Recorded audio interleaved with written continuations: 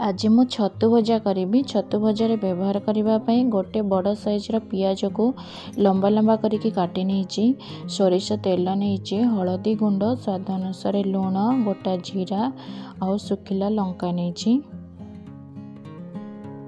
छतु 400 ग्राम नहीं। छतुर ऊपर चोपा को एमती काढ़ीदेवे, काढ़ी फाड़ करदे। और छतु को मु गरम पानी और हलदी टिके धोई देजी, कारण छतुर बहुत जीवाणु थाए, से छतु को गरम पानी और हलदी धोई देवे।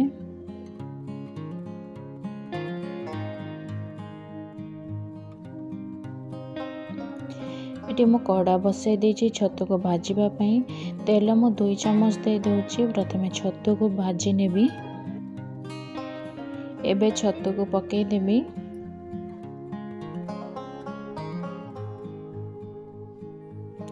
लुण और हलदी गुंड को पकई देबी। पकई देकी छतु को मु भल भाव भाजी नेबी।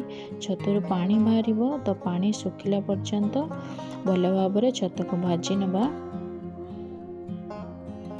ये देखी पारे छतुरे केते पानी बाहर, तो पानी सुखिला पर्यंत आम भल भाव भाजी नबा।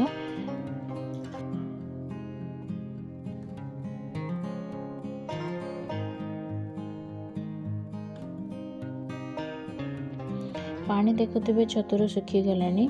एबे आउ टिके भल भाव भाजी नबा।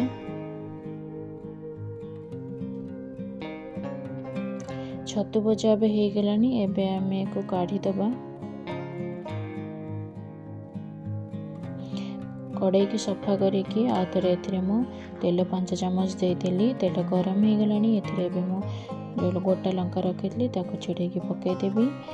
छतु भजार सब सोरिष तेल व्यवहार करेंगे, भल लगे खावाई। तापर गोटा जीरा को पकईदेली। तापर जो पियाज काटी रखी पकईदेवी।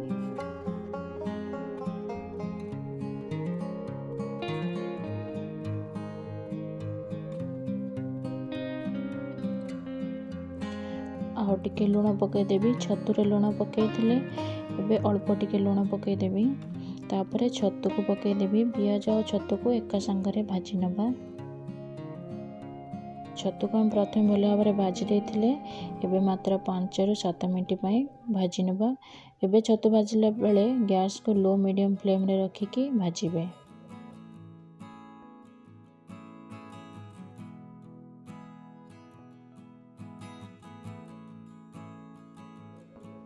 एबे देखो तो छतु भजा आमर हो गलानी।